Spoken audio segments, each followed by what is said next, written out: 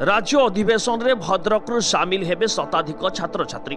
चलित वर्ष अखिल भारतीय विद्यार्थी परिषदर राज्य अधिवेशन रौप्य नगरी कटक रे अनुष्ठित होबाकु जाउछि। 3 दिन धरी ओडिशार छात्र एवं युव समाज पई योजना और छात्र आंदोलन पई स्वरूप निर्धारण करिवे एबीवीपी कार्यकर्ता। यह कार्यक्रम में ओडिशा समेत देशर बहु सामाजिक व्यक्ति एवं शिक्षाविद माने रही उपस्थित छात्र छात्री मानकु मार्गदर्शन करिवे। अमृत काल छात्र समाजर भूमिका को नहीं विभिन्न विचार विमर्श करा सह राज्यर शिक्षा एवं सामाजिक स्थिति को नहीं विभिन्न प्रस्ताव पारित कर शिक्षा एवं सामाजिक परिवर्तन पाई वार्षिक योजना प्रस्तुत करा जहा फल आगामी दिनर समस्यार सफल समाधान रूप देव। विशेषकर भद्रक जिले में एक सरकारी मेडिकल कॉलेज एवं विष्णु विद्यालय प्रतिष्ठा पई राज्यर वार्षिक योजना रे सामिल करा एही परिप्रेक्षी सारा ओडिशा को 2000 ऊर्ध्व छात्र नेता नेत्री और अध्यापक एही अधिवेशन रे जोग देबे। निश्चित भाव में अखिल भारतीय विद्यार्थी परिषद प्रत्येक वर्ष राज्य अधिवेशन होछि गोटे पारंपरिक कार्यक्रम। ए राज्य अधिवेशन में समग्र 30टा जिला एवं 37टा सांगठनिक जिलारो छात्र प्रतिनिधि माने अंशग्रहण करती। भद्रक जिलारो जो छात्र प्रतिनिधि माने आसंता डिसेम्बर 26, 27, 28 रे कटक रे अनुष्ठित होता 49तम राज्य अधिवेशन में सामिल हेबे से उद्देश्य रे सामाजिक सम्मेलन आयोजन करा जायतिला।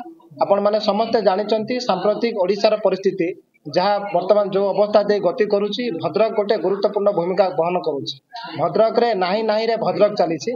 आमे प्रयास करुचु छात्र नेतृत्व मानकु नै राज्य संगठन द्वारा ओडिशा सरकार माध्यम रे भद्रक रे जो मौलिक आवश्यकता अच्छी विशेष भाव में विश्वविद्यालय प्रतिष्ठा करबा एवं सरकारी मेडिकल कॉलेज प्रतिष्ठा करबा ये जो दीर्घ वर्षर दाबी ए जन समागम दाबी जनमानस दाबी ताकू चरितार्थ करबा एवं जो कॉलेज गुड़िक रही तार कैंपस डेवलपमेंट अध्यापक मानकर नियुक्ति पाचेरी निर्माण करबा कॉलेज जमी को पुणी कॉलेज ना नामित करबा ये सब समस्त प्रक्रिया को राज्य सरकार को संगठन माध्यम रे एवं छात्र प्रतिनिधि उपस्थिति रे एक प्रस्ताव दवा पाई आमे माने ए राज्य अधिवेशन सामिल होगा पाई जाउछु एवं जो राष्ट्रवाद एवं देश प्रेमर भावना विद्यार्थी परिषद कही आसीची ए प्रकार भावना रे समग्र छात्र समाज उद्बुद्ध हो एमिति एक आशा रखी ए अधिवेशन को सफल करिया पाई हम गणमाध्यम जरिए समग्र छात्र समाज को आमे आह्वान करूछु।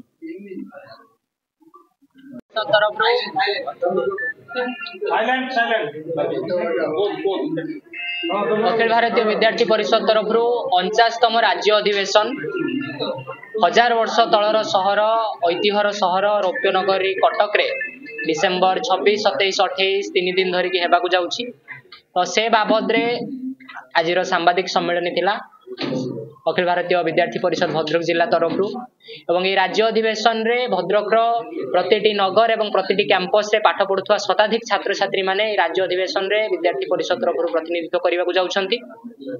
तो जेमिति कि मु कहली एही राज्य अधिवेशन भव्य एवं दिव्य आकार रे कटक रे हवाकू जाउछि।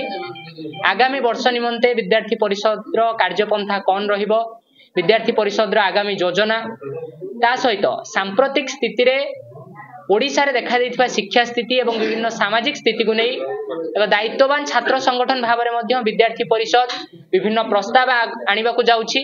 आ सेही प्रस्ताव को नहीं विद्यार्थी परिषद आगामी 1 वर्ष धरी कॉलेज कैंपस रे एवं समाज रे निजर कार्य बजाय करिबो एवं कार्य जाहिर करिबो।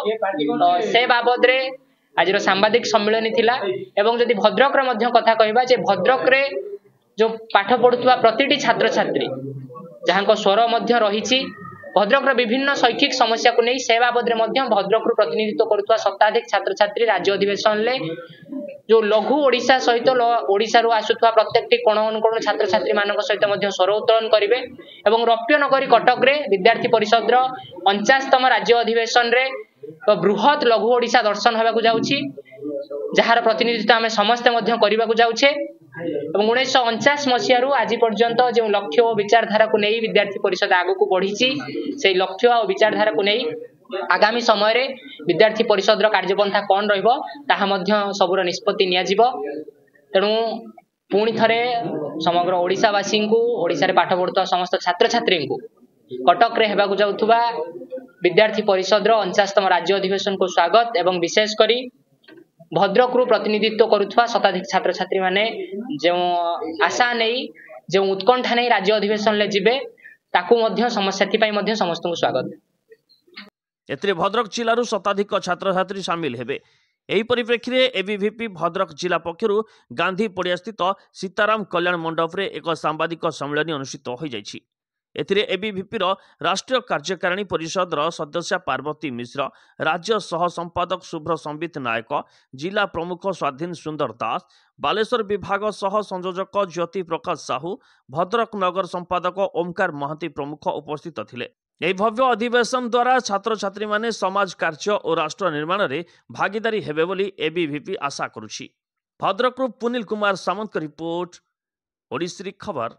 ओडिश्री खबर जेतिके सत्य सेतिके तथ्य।